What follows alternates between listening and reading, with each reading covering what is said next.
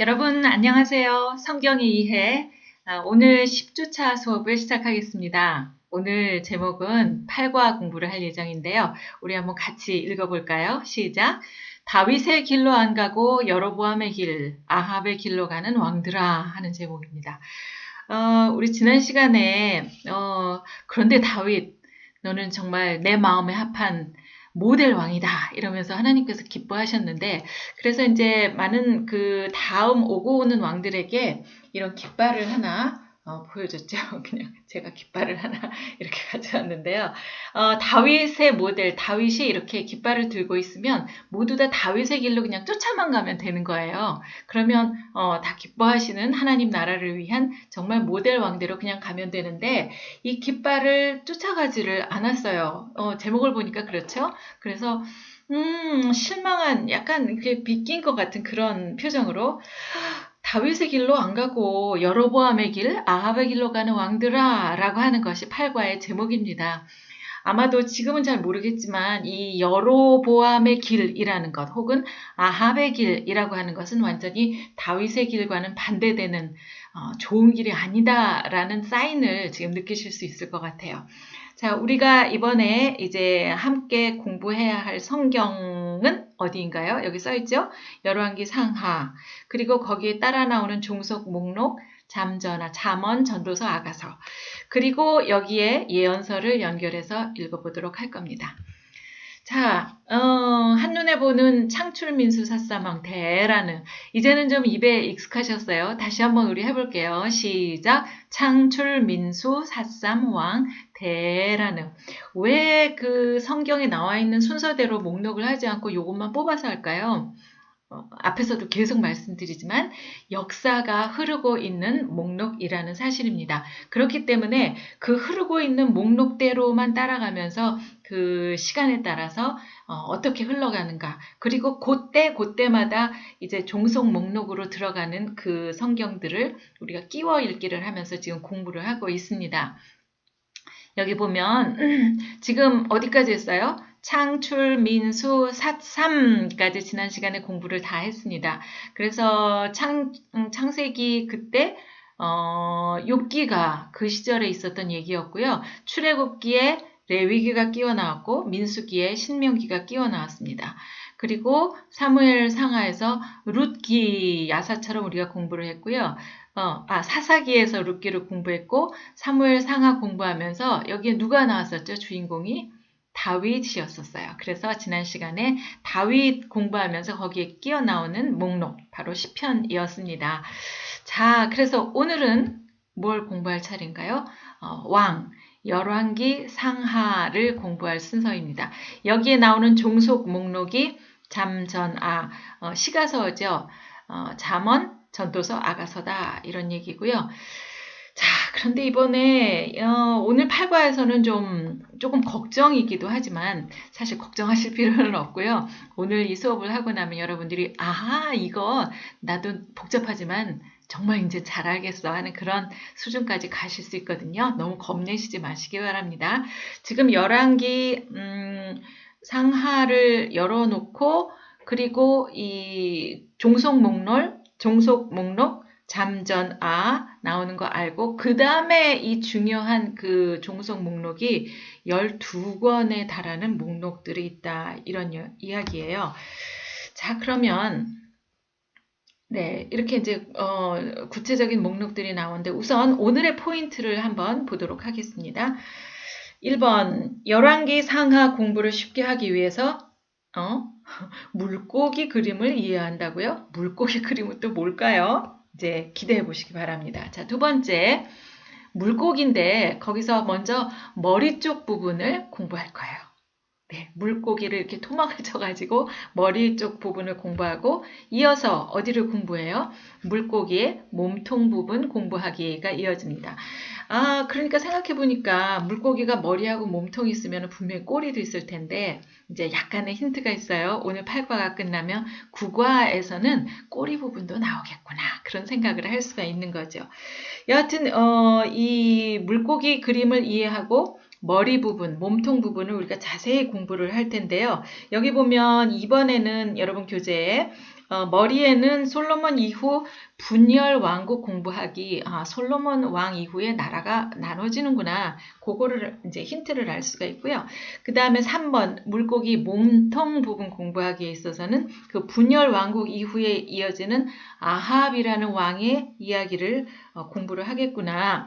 그리고 나서 그 시대에 나오는 예언서 오바댜, 요엘, 그리고 호세아, 아모스, 요나를 공부하겠구나. 이렇게 생각하시면 되겠습니다. 자, 그러면 119페이지의 내용 들어가기부터 우리 한번 보도록 하겠습니다. 네. 열왕기 상하를 이해하기 위한 스케치라는 부분인데요. 여러분 이제 어떻게 이어지는가 한번 기대를 해보시기 바라겠습니다. 자, 그 밑에 번호가 어떻게 되나요? 방가로 1번 제목을 한번 볼까요? 시작. 열왕기 상하는 중요하다. 네, 굉장히 중요합니다. 그래서 제목부터 열왕기 상하는 중요하다. 이렇게 되어 있습니다. 자, 그런데요. 여기를 한번 보시겠습니다. 1번이 열왕기 상하는 중요하다라고 되어 있는데요. 왜 15권의 종속 목록을 거느리고 있으니까 라고 이렇게 돼 있어요. 거기 양괄호 2번에 이렇게 나와 있는데 그 전에 그 그림은 우리가 늘 보아왔던 그 창출민수 사삼왕의 그림이 나오고 12권의 종속 목록 그런 그림이 한번 나와 있잖아요. 그것이 열왕기 상하가 중요한 이유가 바로 여기 2번에 나와 있는데 큰 소리로 열왕기 상하의 중요성을 따라하면서 외우기 이렇게 되어 있습니다. 여러분 오늘은요. 좀 여러분이 함께 이렇게 나서셔야 돼요. 이렇게 레이백 해갖고 이렇게 뒤로 이렇게 앉아가지고 교수님이 무슨 얘기 하나 이렇게 그냥 듣기만 하셔가지고는 오늘 좀 안 되실 것 같아요. 어떻게 하느냐? 여러분이 이제 앞으로 나오셔가지고 이걸 똑같이 하시는 거예요. 1번에 이 열왕기 상하는 중요하다 이 파트를 저는 이제 A 파트라고 우선 명명을 하겠습니다. 이 A 박스를 우리 같이 하는 거예요. 같이 똑같이 하시는 거예요. 이대로 시작. 열왕기 상하는 중요하다. 왜? 15권의 종속 목록을 거느리고 있으니까. 네, 이걸 외우셔야 돼요. 안 보고 한번 해볼까요? 열왕기 상하는 중요하다. 왜? 15권의 종속 목록을 거느리고 있으니까. 예, 자세한 얘기를 이제 계속해서 해볼 거거든요. 자, 여기에 이제 한번 목록을 보시겠습니다. 뭐가 그렇게 중요한데, 구약이 39권으로 지금 분류가 되어 있다는 거 우리 맨 처음 시작할 때 공부했잖아요. 거기 파란 부분 역사서들이 나옵니다. 창출, 레민, 신 이렇게 5권 모세 오경이 나오고요. 이어서 여호수아 사사기 이렇게 쭉 해서 모두 몇 권? 17권의 역사서가 나옵니다. 네. 이렇게 파란색으로 된 것이 역사서죠. 그 다음에 뭐죠? 시가서. 문학작품들이 나옵니다. 욥기, 시편, 잠언, 전도서, 아가서. 그래서 보통 이렇게 세모로 노란색으로 표시를 해서 시가서가 5장이 나왔죠. 그 다음에 이어서 빨간색은 뭐라 그랬죠? 예언서. 예언가들이, 선지자들이 앞으로 이렇게 될 거야 라고 이야기를 하는 내용입니다. 이 위에 있는 5개는 이제 대선지서라 그래서 좀 분량이 많은 선지서들이에요. 이사야, 예레미야, 에가, 또 에스겔, 다니엘 이런 것들이고요. 또 조금 작지만 그 밑에 이렇게나 많아요. 그래서 이런 것을 예언서라고 하는데, 자, 창세기 우리 공부했죠? 그때 그 창세기 족장들 나올 때 욥기 이야기가 그때를 배경으로 해서 나온 이야기다라고 우리 공부했었어요. 그래서 이렇게 욥기는 창세기 때 나온 얘기. 그 다음에 출애굽기를 공부하면서 그 다음에 어떤 게 종속 목록으로 나왔죠. 네, 레위기가 종속 목록으로 나왔어요. 화살표 보시면 아실 거예요. 그 다음에 창출, 민수 이렇게 나갔죠. 그래서 레위기는 종속 목록으로 들어가고 창출 다음에 뭐예요? 민수기죠.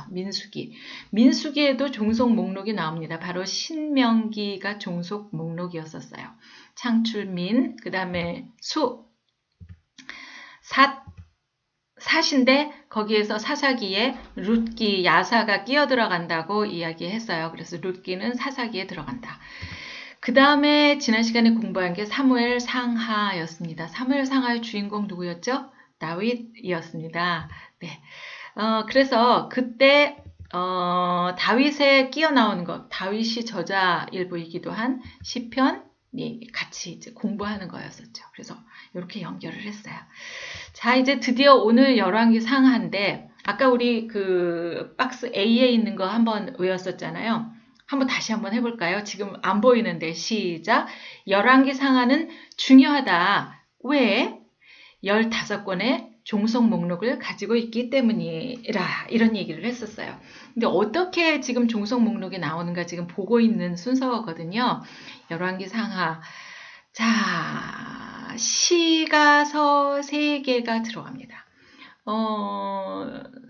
다윗 다음에 나오는 왕이 뭐죠? 솔로몬 왕이에요. 솔로몬 때 나온 그 시가서, 잠언, 전도서, 아가서 이렇게 3개의 시가서 3개가 어디로 향해요?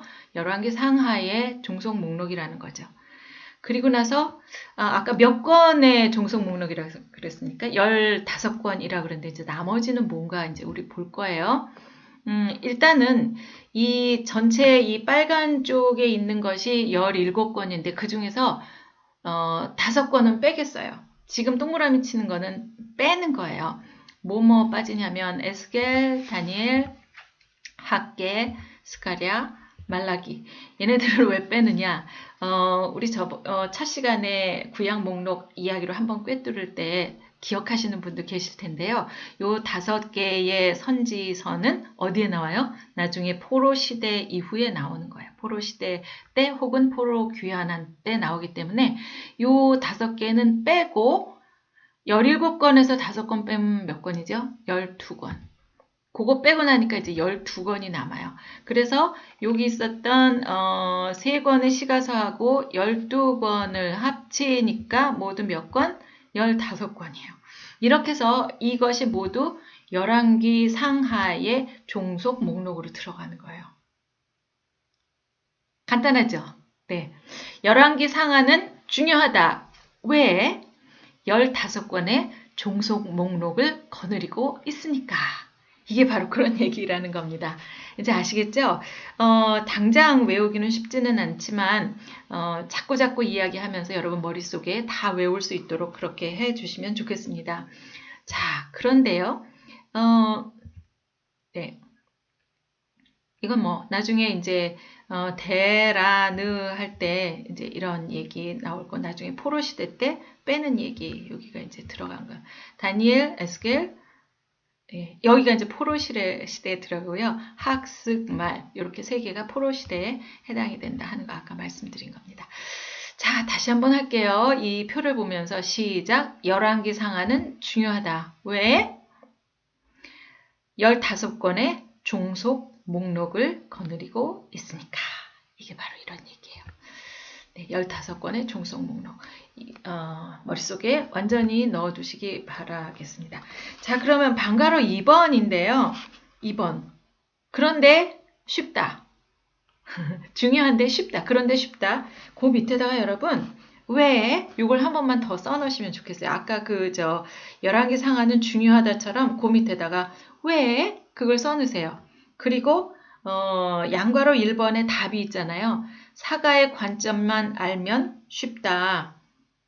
거기다 그냥 여기 위에 운율을 15권의 종속 목록을 거느리고 있으니까처럼 운율을 맞춘다면 사가의 관점만 알면 되니까 이렇게 고쳐서 쓰셔도 돼요. 그래서 아까 나오는 그 열왕기 상하는 중요하다. 왜 15권의 종속 목록을 거느리고 있으니까 요거를 색깔로 이렇게 네모로 표시를 하셔서 박스 A라고 표시를 하시고요. 요 방가로 2번에 나오는 그런데 쉽다. 왜? 사가의 관점만 알면 되니까 이 부분을 또 하나 박스로 해서 박스 B 이렇게 해놓으시면 됩니다. 그래서 이제는 이렇게 버튼만 딱 누르면 이제 나오시는 거예요. 어떻게? 열왕기 상하는 중요하다. 왜? 15권의 종속 목록을 거느리고 있으니까. 박스 B. 그런데 쉽다. 왜? 사과의 관점만 알면 되니까. 네, 이렇게 이제 해볼 거예요. 여러분 마치 우리가 초등학생이 된 것 같죠? 그런데 재밌어요. 그렇게 해야지 잘 외워집니다. 그런데 쉽다. 왜? 사과의 관점만 알면 되니까. 이렇게 만드셔서 그거를 박스 B로 처리해서 우리 계속 한번 외워보도록 하겠습니다. 큰 소리로 다시 한번. 그런데 쉽다. 왜? 사과의 관점만 알면 되니까. 박스 B였습니다. 자, 사과의 관점. 사과 말고요. 먹는 애플 사과 말고요. 사과. 그러니까 역사를 기록하는 그 작가라는 뜻인데요. 그 사과의 관점이라는 것이 무엇일까 한번 생각을 해보겠습니다. 자, 여기를 보면요. 4.19, 5.16, 5.18. 뭔가 알듯하죠? 네. 우리 역사의 그 중요한 거예요. 학생혁명, 또 군사정변, 또 민주항쟁, 이렇게 이제 빨간색으로 이름을 붙였는데, 요쪽에 이제 4.19, 5.16, 5.18, 요렇게만 썼을 때는 이런 것을 뭐라 그럽니까?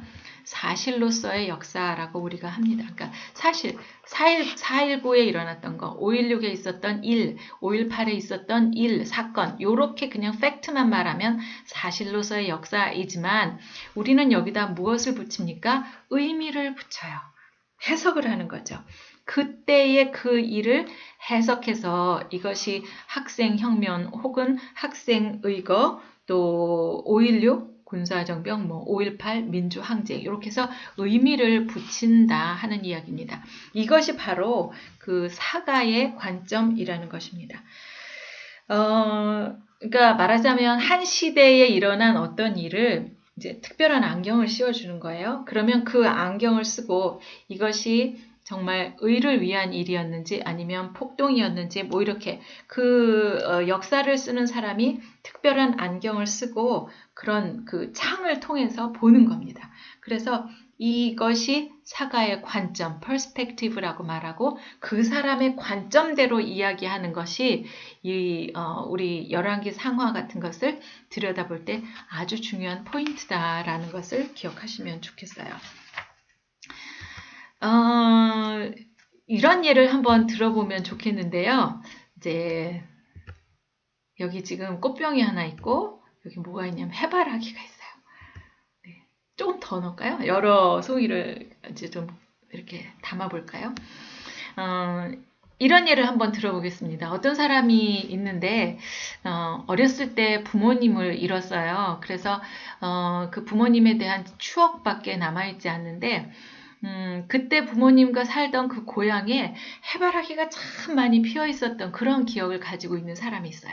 근데 커서 결혼도 하고 가정을 이뤘는데 어느 날 아내가 이렇게 해바라기를 잔뜩 꺾어서 꽃병에다가 꽂아 놓은 것을 보게 됐어요. 그래서 반가운 마음에 엄마 생각도 나고 고향 생각도 나서 이 해바라기를 한번 그림으로 그려봤으면 좋겠다 이런 생각을 했습니다. 그래서 그 해바라기 꽃병이 놓여있는 그 상태의 그림을 그린 거예요. 원래는 거기에 이제 책장도 있었고 또 이런 액자도 있고 달력도 또 이런 그것들이 있는 책꽂이도 있고 옆에 화분도 있고 이런 거 여러 가지가 이제 자전거도 놓여 있고 많아요. 과일도 놓여 있고 이렇게 여러 가지가 있는데 시계도 놓여 있고 그런데 이 사람은 그걸 원하지 않고 해바라기만 원했던 거예요. 그래서 이제 해바라기를 이렇게 그려놨어요. 그랬더니 아내가 오면서 당신 그림 그렸네. 해바라기 그렸네. 그래서 좋지 이렇게 말했더니 아내가 뭐라 그럽니까? 이것만 그리면 어떡해. 다 이 옆에 있는 여러 가지가 있는데 이런 것도 다 그려야 되잖아. 라고 말하니까 그 순간 이것저것 시계, 자전거, 의자까지 다 그려놓고 나니까 여러분 해바라기가 잘 보여요? 네, 안 보여요. 잘 안 보이는 거예요. 여러 가지 틈에 끼어서 해바라기가 잘 보이지 않는다 이런 얘기입니다. 자, 그래서 정말 이 사람이 그렸을 때는 해바라기를 그렸을 때는 이 뒤에 있는 여러 가지 물건들은 다 그냥 배경 처리로 그냥 이렇게 블러하게 이렇게 흐릿하게 이렇게 해야만 뭐가 살아납니까? 해바라기가 살아난다는 거죠. 포인트가 되는 것이 살아난다는 것이에요. 그래서 이 열왕기 상하를 쓴 사가 역사를 쓴 이 작가도 이것과 마찬가지 생각을 했던 것입니다. 말하자면 중요하지 않다고 생각하는 것은 그냥 안 봐도 돼요. 이렇게 말을 하는 거예요. 그리고 중요하다고 생각되는 거 그것만 보세요. 라고 말하는 거죠. 여기서 중요하게 생각되는 거 꽃, 해바라기만 보세요. 이것만 중요해요. 나머지는 다 배경 처리하세요. 라는 그런 맥락과 똑같은 거예요. 그래서 우리가 이 열왕기 상하도 이 사가의 관점대로 그렇게 볼 거예요.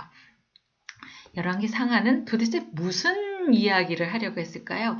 그 사람이 보는 그 포인트, 관전 포인트는 무엇을 말하려고 했었던 것일까요? 바로 이스라엘이라는 나라가 왜 망했는가 나는 말하고 싶다. 이런 얘기였던 거예요. 나는 왜 이스라엘이 망했는지 쓰고 싶단 말이야. 라고 외치고 싶었던 거예요.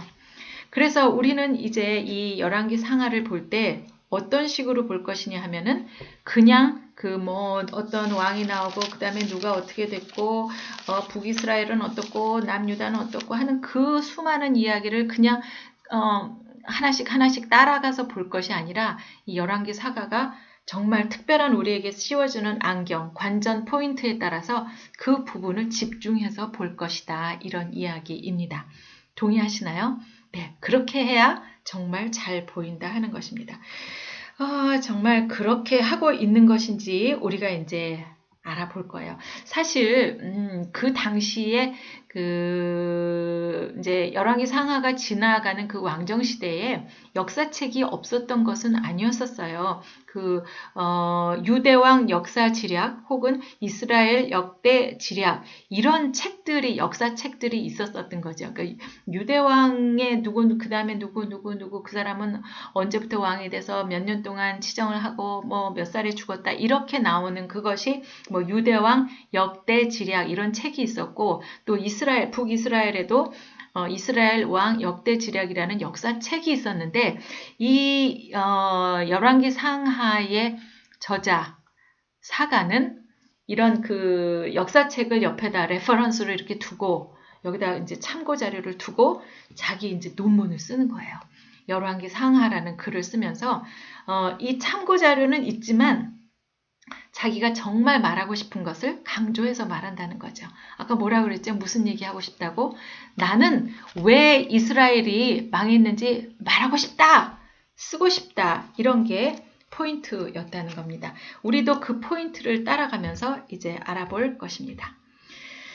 어떤 방법으로 하느냐? 네, 거기 120페이지 양괄호 2번인데요. 세 덩어리로 열왕기 상하를 훑어볼 것이다. 네, 크게 이제 열왕기 상하를 세 덩어리로 잘라서 볼 거예요. 그러면 훨씬 더 잘 보일 거예요. 첫 번째 덩어리, 두 번째 덩어리, 세 번째 덩어리 이렇게 나눠서 볼 것이다 하는 이야기입니다. 네, 쉽죠? 네. 자, 첫 번째 덩어리로 들어가 보겠습니다. 자, 첫 번째 덩어리는 먼저 솔로몬 이야기가 나와요. 솔로몬 이야기가 나오고 그 다음에 남북이 갈라지는 이야기를 할 거예요. 우리가 한번 그러면 열왕기 상을 한번 여러분의 성경책으로 들춰보도록 하겠습니다.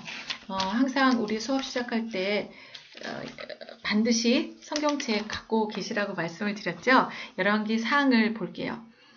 열왕기 상 1장 1절부터 이렇게 보면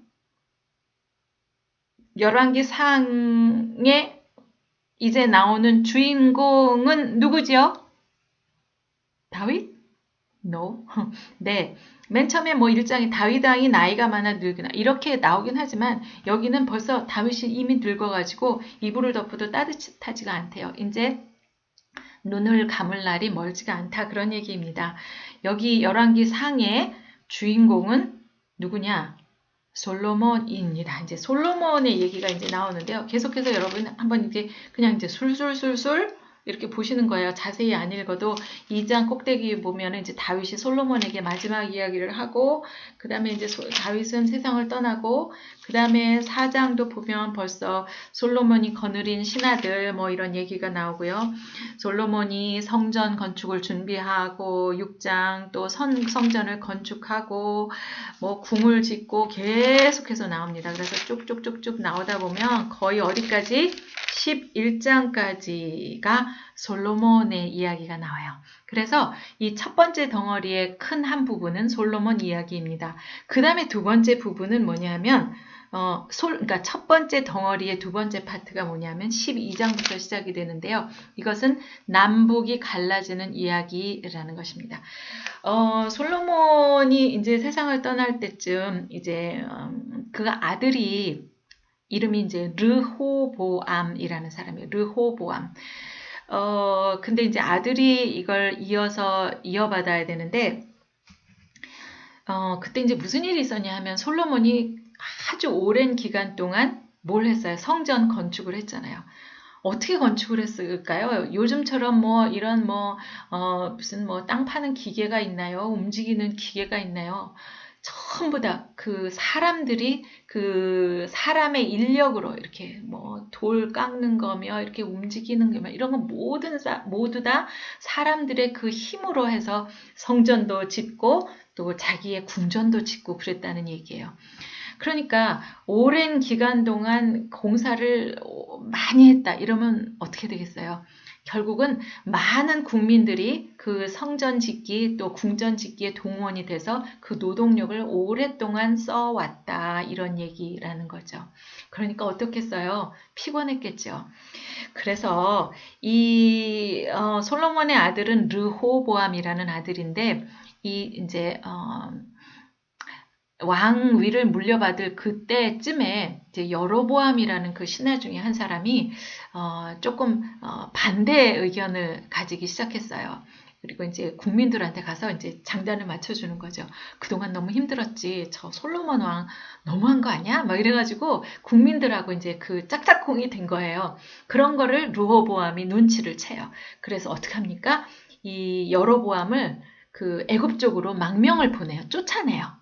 그런데 이미 그 애굽에 쫓겨가서도 이 여로보암은 그 이스라엘 쪽, 특히 이제 북쪽에 있는 그 국민들하고 굉장히 그 연대가 강해져 있게 된다는 거예요.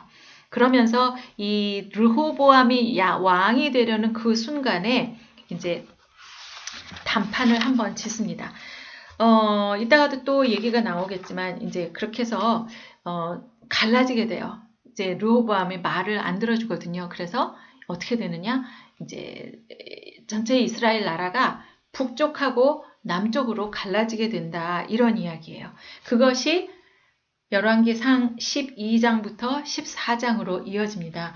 여기 12장을 잠깐 보시면 북쪽 지파들의 북쪽에서 이제 배반을 한다는 거예요. 그래서 이제 남북이 갈라지게 된다. 이런 이야기가 14장까지 이제 막 이어진다는 거예요. 대강만 보시면 돼요. 그렇게 해서 그것이 첫 번째 덩어리로 이루어집니다.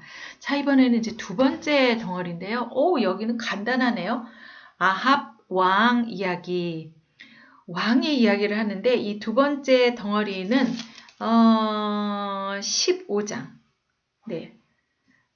15장 지나서 그 사이에는 이제 아합 왕 얘기까지는 이제 솔로몬 르호보암 다음에 또 위쪽에는 북쪽에는 이제 여로보암이 왕이 되어서 이렇게 지나가는데 그 사이에 왕이 아합 왕이 올 때까지 왕이 없었던 건 아닌데요. 이 15장 사이에는 막 짧게 이런 왕이 있었고 이런 왕이 있었고 이렇게 간단하게 처리를 해요. 그러니까 이 열왕기 상하의 저자는 간단하게 짧게 얘기하는 사람은 별로 중요한 사람이 아니다 이런 얘기죠. 그래서 15장이 간단하게 지나가다가 그 다음에 어떻게 됩니까? 16장 29절 보면은 16장 29절을 얼른 한번 보세요. 16장 29절에 직전에 보면 이스라엘 왕 아합 이렇게 나오잖아요. 그래서 그때부터 이제 아합이라는 사람의 이야기를 하기 시작합니다.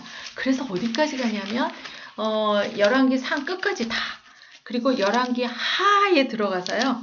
거기 뭐 하에 15장까지 막 계속해서 이렇게 해서 이제 아합 왕 이야기가 계속 나옵니다. 도대체 이 사람 누군데 이렇게 오랫동안 아합 왕의 이야기를 하는가 궁금하실 거예요. 이게 그 몸통에 해당하는 두 번째 덩어리다, 이렇게 생각하시면 좋겠습니다. 자, 그러면 세 번째 덩어리는 어떤 모습을 하고 무엇을 담고 있을까요? 네, 망하는 이야기예요. 망하는 이야기.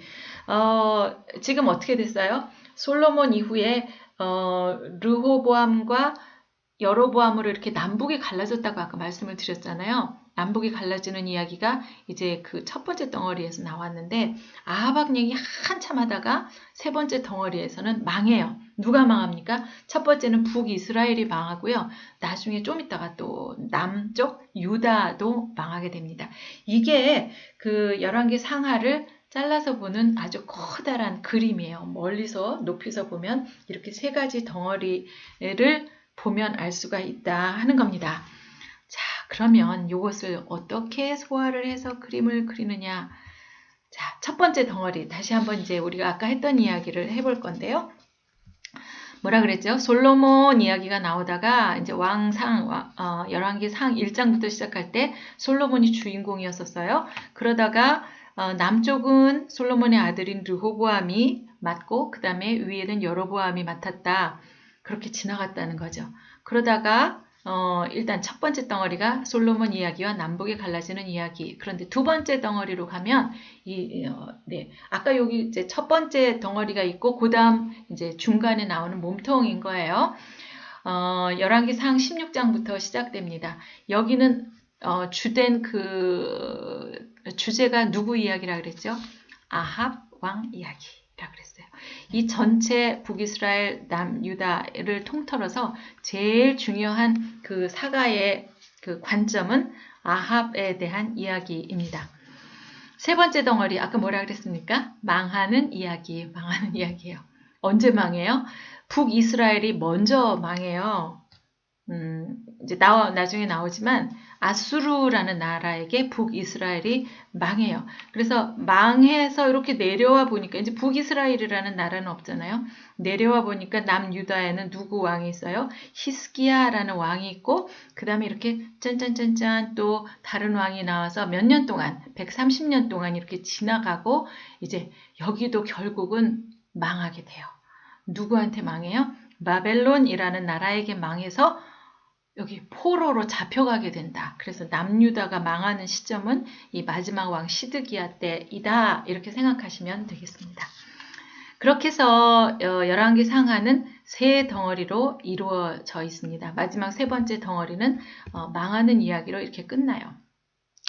그런데 이 세 덩어리를 아까 이상한 이름이다 하면서 우리 그 키포인트 처음 말할 때 말씀드린 거 있죠? 무슨 그림으로 우리가 이해를 하기를 한다고요? 물고기 그림으로 공부를 한다, 이런 말씀을 드렸어요. 물고기 그림? 네, 여러분의 이해를 돕기 위해서 물고기처럼 그림을 그렸어요. 아까 첫 번째 덩어리, 두 번째 덩어리, 세 번째 덩어리 있는데 요거를 이제 그림으로 그립니다. 맨 처음에 솔로몬이 나왔잖아요. 네, 솔로몬에서 여러분 이렇게 손을 한번 이렇게 해보시면 좋겠어요. 여기서 한번 이거 먼저 해볼까요?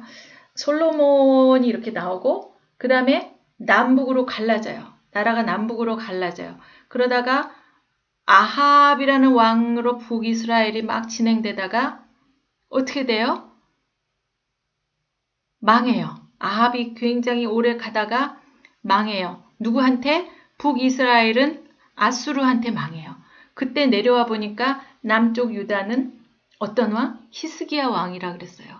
그리고 그때부터 남유다는 몇 년 동안 또 진행됩니까? 130년 동안 잘 진행이 되다가 결국은 어디에서 망합니까?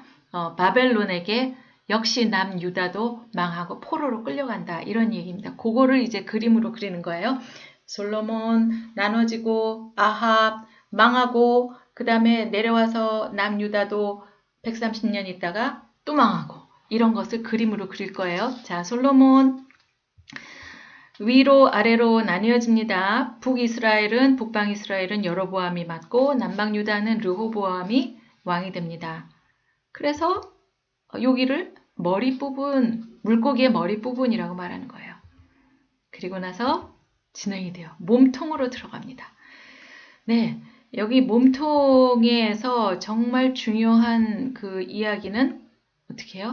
아합이라는 나라가 완전히 이 나라를 아주 정말 놀랍게 만들어 보입니다. 그게 이제 네거티브 한쪽이라는 것은 여러분이 예상을 할 수가 있겠죠. 그러다가 몸통 부분이 다 지나갔을 때 북이스라엘은 멸망해요. 누구에게? 아수르에게 망하고요. 그때 여기 내려와 보니까 누구 왕? 히스기야 왕이고요. 그 이후에 므낫세, 아몬, 요시야, 여호아하스, 여호야김, 여호야긴, 그리고 마지막 시드기야 왕 때에 역시 바벨론에게 망하고 만다. 이런 이야기입니다. 자, 이렇게 해서 이게 물고기 그림인 거예요. 열왕기 상하를 표시하는 물고기 그림이라는 사실입니다. 이걸 여러분들은 머릿속에 잘 넣어두셔야 해요.